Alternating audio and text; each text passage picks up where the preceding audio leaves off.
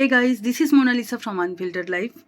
আজকে অনেক দিন বাদে একটা ছোট্ট ভিডিও আনলাম।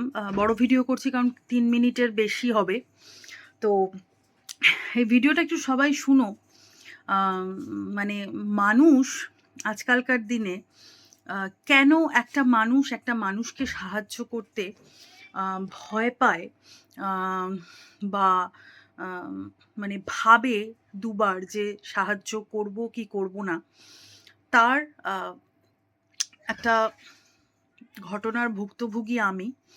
তো সেটা আমার মনে হলো তোমাদের সাথে একটু শেয়ার করি। মানে মানুষ কি করে বুঝবে যে কোন মানুষ এই পৃথিবীতে ভালো, কোন মানুষের জেনুইন দরকার আছে, কোন মানুষ তোমাকে ঠকাচ্ছে, কি করে বুঝবে? তো প্রথমেই বলে রাখি, ঠকে ঠকে ঠকে ঠকে মানুষের কাছে আমি মানুষের জন্য কোনো আর্থিক সাহায্য আগে যে প্রচুর করতাম সেটা তলানিতে ঠেকিয়েছি। মানে এটা বলছি না যে আমার কাছে প্রচুর অর্থ আছে, প্রচুর অর্থ দিয়েছি, তা না। সামান্য কিছু, যেটুকু মানুষকে কোনো পথশিশু দেখলে তাকে খাওয়ানো, বা কোনো বয়স্ক মানুষ দেখলে তাকে খাওয়ানো, অসহায় যারা, হাতে 50 টাকা 100 টাকা দেওয়া, বা কারুর ওষুধ কিনে দেওয়া, এগুলো আমি প্রচুর করেছি। ইদানিং আমি মানে ঠকে ঠকে আমি আজকে একদম তলানিতে এসে দাঁড়িয়েছি। আর তাই বলে কি আমি মানুষের উপকার করি না বা করব না, সেটা তো নয়। মানুষ যখন মানুষ, মান আর হুঁশ আছে, সেটাও আমাকে করতেই হয়। আর এই যে ঠকেছি মানুষের উপকার করে, এর মধ্যে কি ভালোবাসা পাইনি তা না। অনেক মানুষের কাছে আশীর্বাদ ভালোবাসাও পেয়েছি, কিন্তু ম্যাক্সিমামটাই ঠকেছি। যার জন্য এই অবলা প্রাণীদের যখন আমি কিছু ওদের জন্য করি, খাওয়াই ওদের, রাস্তায় ওরা যখনই আমাকে দেখে ছুটে আসে, ওদের খাওয়াই, কিছু ওদের জন্য করি, আমার দুবারও মনে হয় না যে আমি কেন খরচাটা করলাম। আমার মনে হয় যে আমি আরও যদি করতে পারতাম ওদের জন্য। কিন্তু একটা মানুষের জন্য করলে আমার সঙ্গে সঙ্গে মনে হয় মানুষটা সত্যি কথা বললো তো আমাকে। তো এরকমই একটা ঘটনা বলছি। 2-3 দিন আগে আমি যখন মেয়েকে কোচিংয়ে দিয়ে, টিউশনে দিয়ে ফিরছি, আ না, ভুল বলছি, মেয়েকে টিউশনে দিয়ে না, আমার কাকা আ কে যখন হসপিটালে দেখতে গেছিলাম, কাকা ভর্তি ছিল। সেদিনকে আ দেখে যখন কাকাকে ফিরছি, আম ফেরার সময় দেখছি যে ২ জন ভদ্রলোক, একজন ভদ্রলোক, একজন ভদ্রমহিলা, বেশ বয়স্ক, উল্টো দিক থেকে হেঁটে আসছে আমার বাড়িরই গলির সামনে দিয়ে। ভদ্রমহিলা ভদ্রলোকের হাতটা ধরে রয়েছে, আর ভদ্রলোকের হাতে আবার একটা লাঠি। লাঠি নিয়ে হাঁটতে, হাঁটতে আসছে। আমি দেখে না, আমার প্রথমটা দেখে আমার খুব কষ্ট লেগেছে যে বাড়িতে কেউ নেই, এত বয়স্ক মানুষ এভাবে একা, একা রাস্তার ধার দিয়ে হাঁটছে। তা আমি কোনো কথা সেদিনকে আর ওনাদের সাথে বলিনি। বাড়িতে এসে মনে হচ্ছে যে লোকটা, ভদ্রলোক, ভদ্রমহিলা কোথায় থাকে, কী বৃত্তান্ত। তো এবার তার পরের দিন আমি আর বজরংদের বাবা বেরোচ্ছিলাম একটা জায়গায় যাব বলে। তো সেখানে যাওয়ার জন্য আমরা টোটো ধরবো বলে দাঁড়িয়ে আছি। দেখছি উল্টো দিক থেকে ওনারা আসছেন। তা আমি নিজে থেকে আমরা কথা বলতে যাইনি। ভদ্রমহিলা আম আমাদের দিকে এগিয়ে এসে বললেন, হাতে একটা সিরাপের শিশি দিয়ে বললেন যে, "একটু দেখো না, আ আমার অমুক, আমি মাথা ফেটে গেছে, আমি পড়ে গেছি, আমার হাসব্যান্ড কাজ করে না, কোনো কিছু আমাদের চলে না।" তো আমি বললাম, কত দাম ওষুধের বলুন?" বলছে, "ওষুধের দাম ৳100।" আমি তখন ৳200 দিলাম ওনাকে, দিয়ে বললাম যে, "ঠিক আছে, আপনি ওষুধ ৳100 দিয়ে কিনুন, আর ৳100 আপনি আম আপনার যেটা ইচ্ছা হয় সেটা খাবেন।" তো বলে আমি তখন বললাম যে, "হ্যাঁ, আচ্ছা, আপনাদের কোনো ছেলেপুলে নেই?" বলছে, "না, আমাদের কোনো সন্তান নেই।" বললাম যে, "ও।" তো বলে আমি বললাম যে, "ঠিক আছে, আপনি রাস্তাঘাটে যখন আমার সাথে আপনার দেখা হবে আবার কখনো, আমি আপনাকে আমার সামর্থ্য মতো হেল্প করব।" বলে ওরা একটু এগিয়ে গেল। তো আমি পেছন থেকে আসছি, তখন আবার আমাকে ডেকেছে। ডেকে বলছে যে, "আমরা খুব অভাবের মধ্যে আছি। যদি একটু কিছু ব্যবস্থা করতে পারো মা।" তখন আমি বললাম যে, দেখুন ব্যবস্থা বলতে আমি কি করব? আমার Facebook পেজ আছে, আমার আম Facebook এ প্রোফাইল আছে। সোশ্যাল মিডিয়াতেই আমি আপনার আম ডিটেইলসটা দিতে পারি।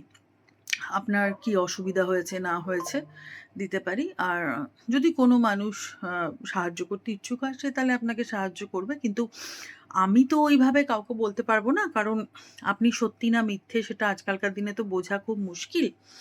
তো আমাকে তাহলে আপনারা আমি একটা ভিডিও করব। আপনারা আপনাদের সমস্ত সমস্যার কথা বলবেন। আপনাদের কি ট্রিটমেন্ট চলছে উইথ ডকুমেন্টস আমাকে আপনি দেবেন।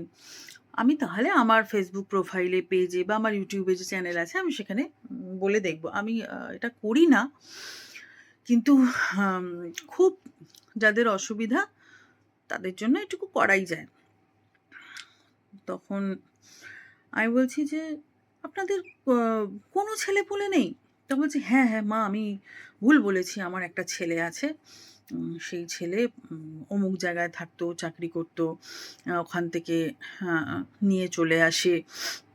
আ আমরা তারপরে বলেছে, "আমি বাবা-মাকে ছেড়ে কোথাও যাব না। তো ছেলের জন্য যদি একটা চাকরি দেখে দাও।" আমি বলছি, "দেখুন চাকরি আমি আর কোথা থেকে ছেলের দেখে দেবো? এখন আপনি দেখুন ও যদি কোনো এখানে লোকাল কোনো দোকান বা কিছুতে করতে পারে, অমুক-তমুক দেখুন সেটা আপনি খোঁজ করুন। আমার কোনো হাত নেই চাকরি খুঁজে দেওয়ার পেছনে। বাট আমি যেটা করতে পারি, আপনাদের যদি কোনো হেল্প হয় বা সুরাহা হয় আমি সেটা আপনাদের চেষ্টা করতে পারি।" এইবার উম আমার বর বলছে ওনাদের, "আচ্ছা আপনাদের ছেলে যখন এতই ভালো, আপনারা বৃদ্ধ-বৃদ্ধা এরকমভাবে রাস্তা দিয়ে হেঁটে কেন ওষুধ কিনতে যাচ্ছেন? সে সে কিনে দেয় না আপনাদের ছেলে-মেয়েকে ওষুধ? আপনাদেরকে ওষুধ কিনে দেয় না?" "না, তাকে বললেই সে কিনে দেবে, সে আমাদের জন্য করবে কিন্তু করছে না। আমরা করতে দিই না, আমরা নিজেরা করি।" তো হলো। এইবার আমার হট করে বাড়িতে এসে একটা জিনিস মনে পড়ল। এই ভদ্রমহিলা ওই সিরাপের শিশিটা নিয়েই আমি মেয়েকে নিয়ে যখন স্কুল থেকে ফিরছি তখন একবার আমাকে ধরেছিলেন যে ওষুধের জন্য টাকা চাই। তো সেদিনকে আমার শরীরও খুব খারাপ ছিল সেই সময়কার কথাটা বলছি। তো আমি আর পাত্তা দিইনি। আমি হেঁটে গলি দিয়ে বেরিয়ে চলে এসেছি। আমার না ফট করে মনে হলো, মনে পড়েছে। তখন আমি আমাদের এখানে একজনকে কল করলাম। মানে লোকাল একজনকে।